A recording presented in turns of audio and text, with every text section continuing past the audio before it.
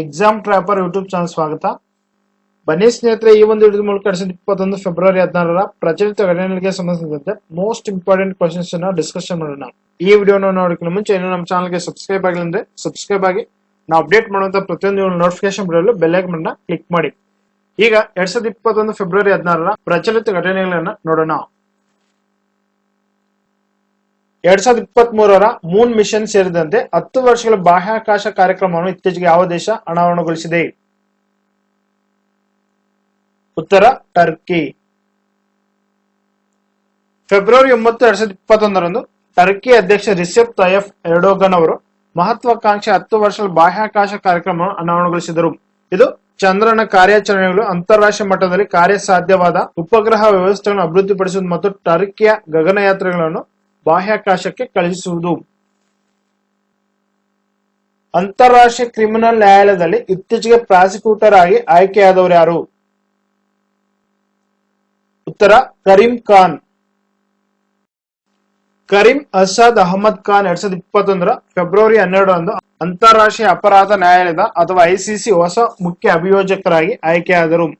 United ಕಿಂಗ್ಡಮ್ನ criminal ವಕೀಲ ಮತ್ತು ಮಾನವ ಹಕ್ಕುಗಳ ತಜ್ಞ ಕರೀಂ ಖಾನ್ ಅವರನ್ನು ಅಂತಾರಾಷ್ಟ್ರೀಯ ಅಪರಾಧ ನ್ಯಾಯಾಲಯದ ಅಥವಾ ICC ಮುಂದಿನ ಪ್ರಾಸಿಕ್ಯೂಟರ್ ಆಗಿ ಆಯ್ಕೆ ಮಾಡಲಾಗಿದೆ. ಇತ್ತೀಚೆಗೆ ಮುಸ್ಕಾನ್ ಯಾವ ರಾಜ್ಯದ ಕಿರಿಯ ಜಿಲ್ಲಾ ಪರಿಷತ್ ಅಧ್ಯಕ್ಷರಾದರು? ಉತ್ತರ ಹಿಮಾಚಲ ಪ್ರದೇಶ. ಸಾಂಕ್ರಾಮಿಕ ಪ್ರೇರಿತ ಲಾಕ್ಡೌನ್ ಅನೇಕ ಪದವೀಧರರನ್ನು ಉದ್ಯೋಗಾವಕಾಶಗಳ ಕೊರತೆಯಿಂದಾಗಿ ಸ್ಥಗಿತಗೊಳಿಸಿದರು. ಹಿಮಾಚಲದ ಬಿಲಾಸ್ಪುರ್ ಜಿಲ್ಲೆಯ 21 ವರ್ಷದ ಮಹಿಳೆಯೊಬ್ಬರು ಅಂದ್ರೆ ಮುಸ್ಕಾನ್ ಅವರು ಜಿಲ್ಲಾ ಪರಿಷತ್ ಅಧ್ಯಕ್ಷರ ಹುದ್ದೆಗೆ ಆಯ್ಕೆಯಾಗುವ ಅತ್ಯಂತ ಕಿರಿಯ ಅಭ್ಯರ್ಥಿಗಳಲ್ಲಿ ಒಬ್ಬರಾಗುವ ಮೂಲಕ ಅದನ್ನು ಬೆಳಕಿಗೆ ತಂದಿದ್ದಾರೆ. ಇತ್ತೀಚೆಗೆ ಆಕ್ಸ್ಫರ್ಡ್ ವಿದ್ಯಾರ್ಥಿ ಸಂಘದ ಮುಖ್ಯಸ್ಥರಾದ ಭಾರತೀಯ ಮಹಿಳೆ ಯಾರು? ಉತ್ತರ ರಶ್ಮಿ ಸಮಂತ್.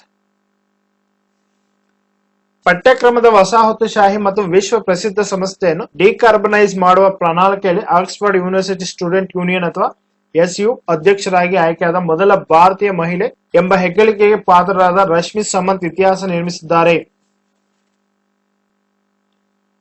ಭಾರತದ ಮೊದಲ ಡಾಲ್ಫಿನ್ ಸಂಶೋಧನಾ ಕೇಂದ್ರವನ್ನು ಇತ್ತೀಚೆಗೆ ಎಲ್ಲಿ ನಿರ್ಮಿಸಲಾಗುತ್ತಿದೆ? ಉತ್ತರ ಪಾಟ್ನಾ. ಬಹು ನಿರೀಕ್ಷಿತ ರಾಷ್ಟ್ರೀಯ ಡಾಲ್ಫಿನ್ ಸಂಶೋಧನಾ ಕೇಂದ್ರ ಅಥವಾ NDRC ಸಮಾಜವು 1 ತಿಂಗಳಲ್ಲಿ ರಚನೆಯಾಗುವ ಸಾಧ್ಯತೆ ಇದೆ ಎಂದು ಅಧಿಕಾರಿಗಳು ತಿಳಿಸಿದ್ದಾರೆ. ಕಳೆದ ವರ್ಷ ಮುಖ್ಯಮಂತ್ರಿ ನಿತೀಶ್ ಕುಮಾರ್ ಅವರು ಕೇಂದ್ರದ ಅಡಿಪಾಯವನ್ನು ಹಾಕಿದ್ದರು ಮತ್ತು ಕಟ್ಟಡದ ನಿಧಿಯನ್ನು ಕಟ್ಟಡ ನಿರ್ಮಾಣ ಇಲಾಖೆಗೆ ಮಂಜೂರು ಮಾಡಲಾಗಿತ್ತು. ಪಾಟ್ನಾ ವಿಶ್ವವಿದ್ಯಾಲಯದಲ್ಲಿ ಸಮಾಜ ರಚನೆ ಕುರಿತು ಕೆಲವು ಸಮಸ್ಯೆಗಳಿವೆ, ಆದರೆ ಅದನ್ನೀಗ ವಿಂಗಡಿಸಲಾಗಿದೆ ಎಂದು ಅರಣ್ಯ ಮತ್ತು ಪರಿಸರ ವಿಭಾಗದ ಪ್ರಧಾನ ಕಾರ್ಯದರ್ಶಿಯಾದಂತಹ ದೀಪಕ್ ಕುಮಾರ್ ಸಿಂಗ್ ಹೇಳಿದ್ದಾರೆ. 1 ತಿಂಗಳಲ್ಲಿ ಸಮಾಜ ರಚನೆಯಾಗುತ್ತದೆ. ಪಾಟ್ನಾ ವಿಶ್ವವಿದ್ಯಾಲಯದಲ್ಲಿ ಕಟ್ಟಡದ ನಿರ್ಮಾಣವು ಶೀಘ್ರದಲ್ಲೇ ನಡೆಯಲಿದೆ. ಈಗಾಗಲೇ ಈ ಒಂದು ನಿಧಿಯನ್ನು ಮಂಜೂರು ಮಾಡಲಾಗಿದೆ ಎಂದು ಅವರು ಹೇಳಿದ್ದಾರೆ. ಇತ್ತೀಚೆಗೆ ಮಧ್ಯಪ್ರದೇಶ ಸರ್ಕಾರವು ಯಾವ ಜಿಲ್ಲೆಯಲ್ಲಿ ಡಕಾಯತ್ ಮ್ಯೂಸಿಯಂ ನಿರ್ಮಿಸಲು ನಿರ್ಧರಿಸಿದೆ? ಉತ್ತರ ಬಿಂದ್. ಚಂಬಲ್ ಕಣಿವೆಯ ಡಕಾಯಿತಿಗಳನ್ನು ಕೇಂದ್ರೀಕರಿಸಿದ ವಸ್ತು ಸಂಗ್ರಹಾಲಯವನ್ನು ಸ್ಥಾಪಿಸಲು ಮಧ್ಯಪ್ರದೇಶದ ಬಿಂದ್ ಪೊಲೀಸರು ನಿರ್ಧರಿಸಿದ್ದಾರೆ. ಪೂಲನ್ ದೇವಿ ಬಳಸಿದ ಗನ್ ಮತ್ತು ನಿರ್ಭಯ್ ಗುಜ್ಜರ್ ಬಳಸಿದ ಟೇಪ್ ಪ್ರಕರಣದಂತಹ ಕಲಾಕೃತಿಗಳ ಜೊತೆಗೆ ವಸ್ತು ಸಂಗ್ರಹಾಲಯವು ಕಳೆದ 5 ದಶಕಗಳಲ್ಲಿ ಸಂಗ್ರಹಿಸಲಾದ ಕೊಲೆ, ಲೂಟಿ ಮತ್ತು ಅಪಹರಣದ ಅಪರಾಧಗಳನ್ನು ನಿರೂಪಿಸುವ ಕನಿಷ್ಠ 2000 ಡಿಜಿಟಲೀಕರಿಸಿದ ಪೊಲೀಸ್ ದಾಖಲೆಗಳು ಮತ್ತು ವಸ್ತುಗಳನ್ನು ಸಂಗ್ರಹಿಸುತ್ತದೆ. ಈ ಕಾರ್ಯಗಳಿಂದಾಗಿ ಚಂಬಲ್ ಪ್ರದೇಶವು ದೇಶದಲ್ಲಿ ಕುಖ್ಯಾತವಾಯಿತು ಎಂದು ಬಿಂದ್ SP ಮನೋಜ್ ಕುಮಾರ್ ಸಿಂಗ್ ಹೇಳಿದ್ದಾರೆ. ಆಹಾರ ಭದ್ರತೆಯನ್ನು ಬಲಪಡಿಸಲು ಇತ್ತೀಚೆಗೆ ಭಾರತ ಸರ್ಕಾರವು 2000 ಮೆಟ್ರಿಕ್ ಟನ್ ಅಕ್ಕಿಯನ್ನು ಯಾವ ದೇಶದಲ್ಲಿ ಪ್ರಸ್ತುತಪಡಿಸಿದೆ? ಉತ್ತರ ಸಿರಿಯಾ. ಮಧ್ಯಪ್ರಾಚ್ಯ ದೇಶದಲ್ಲಿ ಆಹಾರ ಭದ್ರತೆಯನ್ನು ಬಲಪಡಿಸಲು ಭಾರತ ಸರ್ಕಾರ ಸಿರಿಯಾಕ್ಕೆ 2000 ಮೆಟ್ರಿಕ್ ಟನ್ ಅಕ್ಕಿಯನ್ನು ಉಡುಗೊರೆಯಾಗಿ ನೀಡಿದೆ. ಫೆಬ್ರವರಿ 12, 2021ರಂದು ಅಧಿಕೃತ ಹೇಳಿಕೆಯ ಮೂಲಕ ಈ ಸುದ್ದಿಯನ್ನು ಸರ್ಕಾರ ಹಂಚಿಕೊಂಡಿದೆ. ವಿದೇಶಾಂಗ ಸಚಿವಾಲಯದ ಹೇಳಿಕೆಯ ಪ್ರಕಾರ 1000 ಮೆಟ್ರಿಕ್ ಟನ್ ಅಕ್ಕಿಯನ್ನು ಮೊದಲ ಬಾರಿಗೆ ಸಿರಿಯಾದ ಭಾರತದ ರಾಯಭಾರಿ ಇಬ್ಜುಲ್ ರೆಹಮಾನ್ ಅವರ ಸ್ಥಳೀಯ ಆಡಳಿತ ಸಚಿವರು ಮತ್ತು ಸುಪ್ರೀಂ ರಿಲೀಫ್ ಕಮಿಟಿಯ ಮುಖ್ಯಸ್ಥ ಹುಸೇನ್ ಮೌಕ್ಲಫ್ ಅವರಿಗೆ ಹಸ್ತಾಂತರಿಸಿದರು. ಟೈರ್ ತಯಾರಕ ಸಿಯೇಟ್ ಅನ್ನು ತನ್ನ ಬ್ರಾಂಡ್ ರಾಯಭಾರಿಯನ್ನಾಗಿ ಮಾಡಿದವರು ಯಾರು? ಉತ್ತರ ರಾಣಾ ದಗ್ಗುಬಾಟಿ. ರಾಣಾ ದಗ್ಗುಪಾಟಿ ಅವರು ಟೈರ್ ತಯಾರಕ ಸಿಯೆಟ್ ನ ಬ್ರಾಂಡ್ ಅಂಬಾಸಿಡರ್ ಆಗಿ ಆಯ್ಕೆಯಾಗಿದ್ದಾರೆ. ಇವರು ಪ್ರಮುಖ ತೆಲುಗು ಚಲನಚಿತ್ರದ ನಟರಾಗಿದ್ದಾರೆ. ಇತ್ತೀಚೆಗೆ ವೋಲ್ವೋ ಕಾರ್ಸ್ ಇಂಡಿಯಾದ ಅದರ ವ್ಯವಸ್ಥಾಪಕ ನಿರ್ದೇಶಕರಾಗಿ ನೇಮಿಸಿದವರು ಯಾರು? ಉತ್ತರ Jyoti Malhotra. Volvo Cars India 13 February 2021ರಂದು ಜ್ಯೋತಿ ಮಲ್ಹೋತ್ರಾ ಅವರನ್ನು ತನ್ನ ಹೊಸ ವ್ಯವಸ್ಥಾಪಕ ನಿರ್ದೇಶಕರಾಗಿ ಮಾರ್ಚ್ 1, 2021ರಿಂದ ಜಾರಿಗೆ ಬರಲಿದೆ ಎಂದು ಹೇಳಿದೆ. ಪ್ರಸ್ತುತ ಮಾರಾಟ ಮತ್ತು ಮಾರುಕಟ್ಟೆ ನಿರ್ದೇಶಕರಾಗಿ ಸೇವೆ ಸಲ್ಲಿಸುತ್ತಿರುವ ಮಲ್ಹೋತ್ರಾ ಅವರು ಭಾರತದಲ್ಲಿ ಕಂಪನಿಯ ಮುಖ್ಯಸ್ಥರಾಗಿರುವ ಮೊದಲ ಭಾರತೀಯರಾಗಿದ್ದಾರೆ. ಅವರು ಆಗಸ್ಟ್ 2016ರಲ್ಲಿ ಕಂಪನಿಗೆ ಸೇರಿರುತ್ತಾರೆ. ಚೀನಾದ ಕ್ಯಾನ್ಸಿನೋ ಬಯೋ ಲಸಿಕೆಯನ್ನು ಇತ್ತೀಚೆಗೆ ಯಾವ ದೇಶ ಅನುಮೋದಿಸಿದೆ? ಉತ್ತರ ಪಾಕಿಸ್ತಾನ. ಪಾಕಿಸ್ತಾನವು ಫೆಬ್ರವರಿ 12, 2021ರಂದು ತುರ್ತು ಬಳಕೆಗಾಗಿ ಚೀನಾದ ಕ್ಯಾನ್ಸಿನೋ ಬಯೋಲಾಜಿಕ್ಸ್ ಇಂಕ್ ಅಥವಾ ಕ್ಯಾನ್ಸನೋಬಿಯಾ ಕೋವಿಡ್-19 ಲಸಿಕೆಯನ್ನು ಅಂಗೀಕರಿಸಿದೆ ಎಂದು ಆರೋಗ್ಯ ಸಚಿವ ಫೈಸಲ್ ಸುಲ್ತಾನ್ ಹೇಳಿದ್ದಾರೆ. ದಕ್ಷಿಣ ಏಷ್ಯಾದ 220 ಮಿಲಿಯನ್ ಜನಸಂಖ್ಯೆಯಲ್ಲಿ 4ನೇ ಅಭ್ಯರ್ಥಿ ದೇಶವಾಗಿದೆ. ಬಡ ರಾಷ್ಟ್ರಗಳಿಗೆ ಹೆಚ್ಚಾಗಿ ಗಾವಿ ಅಥವಾ WHO ಕೋವ್ಯಾಕ್ಸ್ ಉಪಕ್ರಮವನ್ನು ಅವಲಂಬಿಸಿರುವ ಪಾಕಿಸ್ತಾನವು ಖಾಸಗಿ ಕಂಪನಿಗಳಿಗೆ ಕರೋನಾ ವೈರಸ್ ಲಸಿಕೆಗಳನ್ನು ಆಮದು ಮಾಡಿಕೊಳ್ಳಲು ಅವಕಾಶ ಮಾಡಿಕೊಟ್ಟಿದೆ ಮತ್ತು ಅಂತಹ ಆಮದುಗಳನ್ನು ಬೆಲೆ ವ್ಯಾಪ್ತಿಯಿಂದ ವಿನಾಯಿತಿ ನೀಡಲು ಒಪ್ಪಿದೆ. ಇತ್ತೀಚೆಗೆ ಸುದ್ದಿ ಮಾಡುತ್ತಿದ್ದ ಟ್ವಿಟ್ಟರ್ಗೆ ಮೇಡ್ ಇನ್ ಇಂಡಿಯಾದ ಪರ್ಯಾಯ ಹೆಸರೇನು? ಉತ್ತರ ಕೋ. ಕೇಂದ್ರ ಸಚಿವರು ಮತ್ತು ದೇಶದ ಸರ್ಕಾರಿ ಇಲಾಖೆಗಳು ಕೋ ಅರ್ಜಿಯಲ್ಲಿ ಖಾತೆಗಳನ್ನು ಸ್ಥಾಪಿಸುತ್ತಿವೆ. ಇದನ್ನು ಸೋಷಿಯಲ್ ಮೀಡಿಯಾ ದೈತ್ಯ ಟ್ವಿಟ್ಟರ್ಗೆ ಮೇಡ್ ಇನ್ ಇಂಡಿಯಾ ಪರ್ಯಾಯವಾಗಿ ನೋಡಲಾಗಿದೆ. 2020ರಲ್ಲಿ ಸರ್ಕಾರದ ಆತ್ಮ ನಿರ್ಭರ್ ಆಪ್ ಇನ್ನೋವೇಷನ್ ಚಾಲೆಂಜ್ ವಿಜೇತರಲ್ಲಿ ಈ ಅಪ್ಲಿಕೇಶನ್ ಒಂದಾಗಿತ್ತು.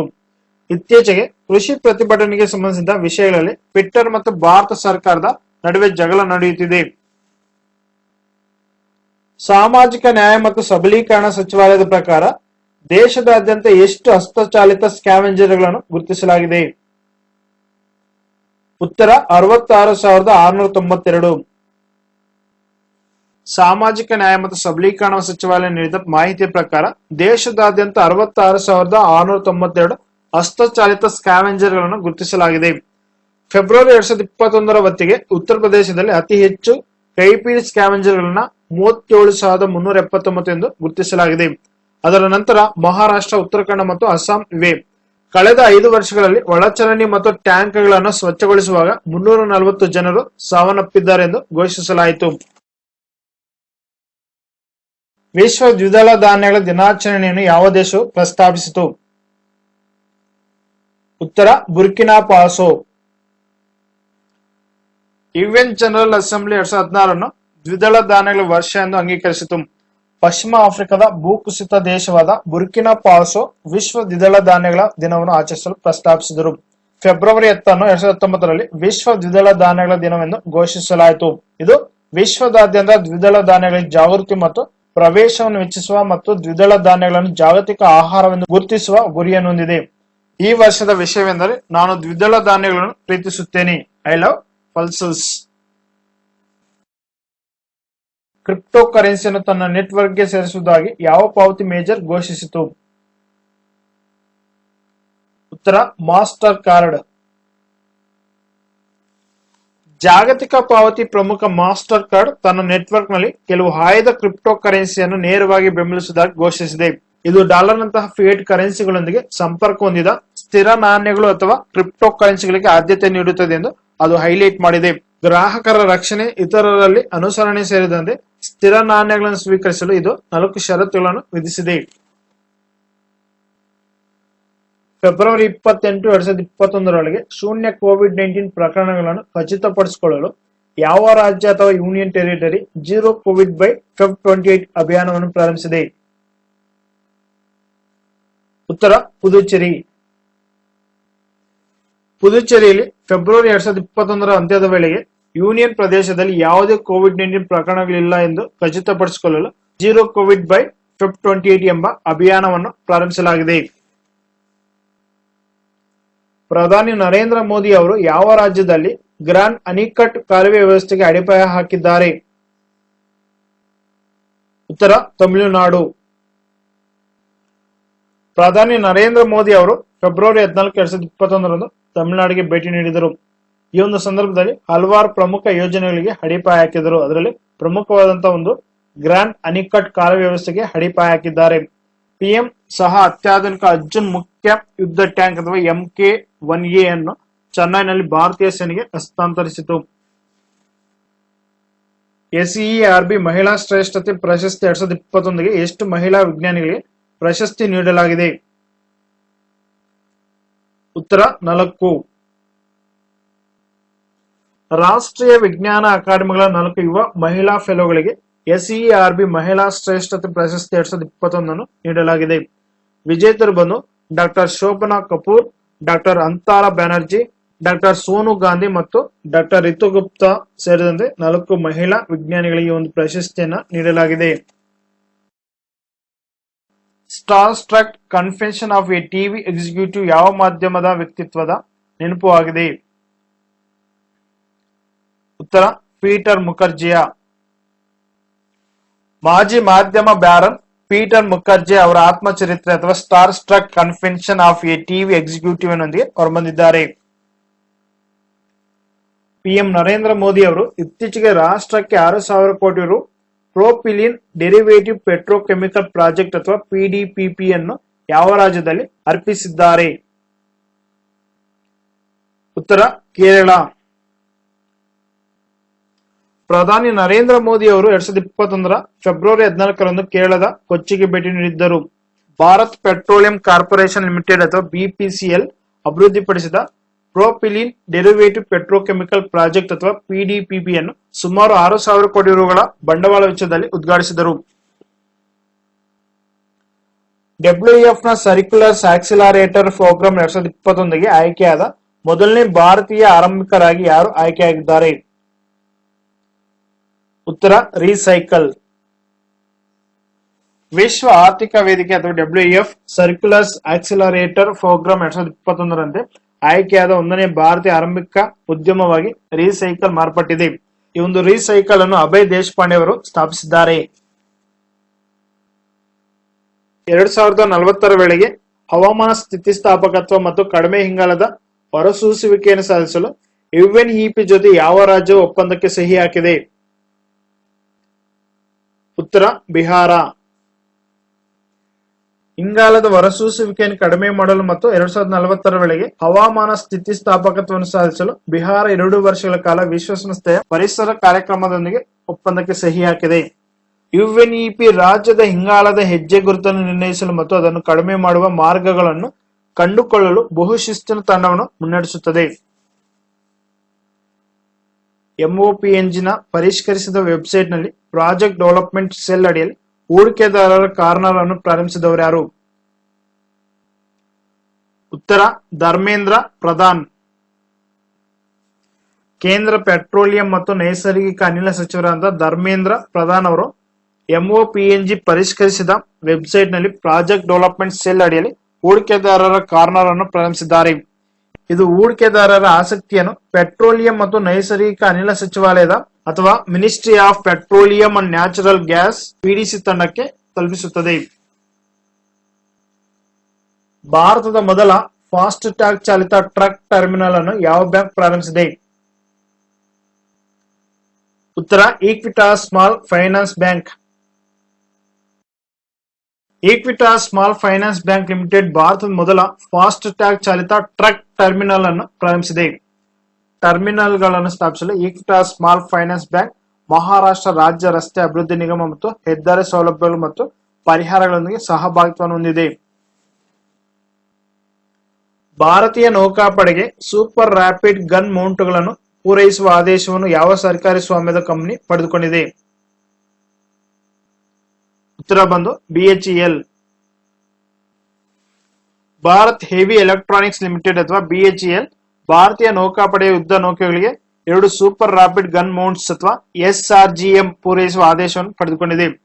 ಈ ಒಂದು ಸೂಪರ್ ರ್ಯಾಪಿಡ್ ಗನ್ ಮೌಂಟ್ಸ್ ಗಳು ಕ್ಷಿಪಣಿಗಳು ಮತ್ತು ವಿಮಾನಗಳನ್ನು ನಿಭಾಯಿಸಲು ಬಳಸುವ ಹೆಚ್ಚಿನ ಕಾರ್ಯಕ್ಷಮತೆ ಮತ್ತು ಕ್ಷಿಪ್ರ ಗುಂಡಿನ ಬಂದೂಕುಗಳಾಗಿವೆ. ಕಾರ್ಪೊರೇಟ್ ಇಂಡಿಯಾ ರಿಸ್ಕ್ ಇಂಡೆಕ್ಸ್ ನ 1ನೇ ಆವೃತ್ತಿಯ ಪ್ರಕಾರ ಭಾರತದ ಸೂಚ್ಯಂಕ ಸ್ಕೋರ್ ಡ್ಯಾಶ್ ಆಗಿದೆ. ಉತ್ತರ 57. ಕಾರ್ಪೊರೇಟ್ ಇಂಡಿಯಾ ರಿಸ್ಕ್ ಇಂಡೆಕ್ಸ್ ನ ಮೊದಲನೇ ಆವೃತ್ತಿಯ ಪ್ರಕಾರ ಭಾರತದ ಅಪಾಯ ಸೂಚ್ಯಂಕ 57 ಆಗಿದೆ. ಐಸಿಐಸಿಐ ಲೋಂಬಾರ್ಡ್ ಈ ಸೂಚ್ಯಂಕವನ್ನು ಬಿಡುಗಡೆ ಮಾಡಿದೆ. ಇದು 4 ನಿಯತಾಂಕಗಳನ್ನು ಆಧರಿಸಿದೆ. ಮೊದಲನೇದು ಸಿದ್ಧತೆ, ಎರಡನೇದು ಸಂಭವನೀಯತೆ, ಮೂರನೇದು ವಿಮರ್ಶಾತ್ಮಕತೆ ಮತ್ತು ನಾಲ್ಕನೇದು ಬಂದು ಜಾಗೃತಿಯಾಗಿರುತ್ತೆ. ಜಾಗತಿಕ ಮಟ್ಟವನ್ನು ಹೆಚ್ಚಿಸಲು ಯಾವ ರಾಜ್ಯವು 3 ಇ ಕಾಮರ್ಸ್ ಕಂಪನಿಗಳೊಂದಿಗೆ ಪಾಲುದಾರಿಕೆ ಹೊಂದಿದೆ? ಉತ್ತರ ಹರಿಯಾಣ. ಹರಿಯಾಣ ಸರ್ಕಾರದ ಸೂಕ್ಷ್ಮ, ಸಣ್ಣ ಮತ್ತು ಮಧ್ಯಮ ಉದ್ಯಮ ಅಥವಾ ಎಂಎಸ್ಎಂಇ ಇಲಾಖೆಯು ಟ್ರೇಡ್ ಇಂಡಿಯಾ.com, ಪವರ್ ಟು ಎಸ್ಎಂಇ ಮತ್ತು ಇಬೆ ಜೊತೆ ಒಪ್ಪಂದಗಳಿಗೆ ಸಹಿ ಹಾಕಿದೆ. ಈ ಸಂಸ್ಥೆಗಳು ತಮ್ಮ ಉತ್ಪನ್ನಗಳನ್ನು ಆನ್ಲೈನ್ ನಲ್ಲಿ ಪಟ್ಟಿ ಮಾಡುವುದರ ಪ್ರಯೋಜನಗಳ ಬಗ್ಗೆ ಎಂಎಸ್ಎಂಇಗಳನ್ನು ಸಂಗ್ರಹಿಸಲು ಫುಡ್ ಕಾರ್ಯಾಗಾರಗಳು ಮತ್ತು ತರಬೇತಿ ಅವಧಿಗಳನ್ನು ನಡೆಸುತ್ತವೆ. 2021 ಫೆಬ್ರವರಿ 16 ಪ್ರಚಲಿತ ಘಟನೆಗಳಿಗೆ ಸಂಬಂಧಿಸಿದಂತೆ ನಾವು ಕೊಡುತ್ತ ಮಾಹಿತಿ ಇಷ್ಟವಾದರೆ ನಮ್ಮ ಚಾನಲ್ ಸಬ್ಸ್ಕ್ರೈಬ್ ಮಾಡಿ, ಲೈಕ್ ಮಾಡಿ, ಕಮೆಂಟ್ ಮಾಡಿ, ಶೇರ್ ಮಾಡಿ. Thank for watching.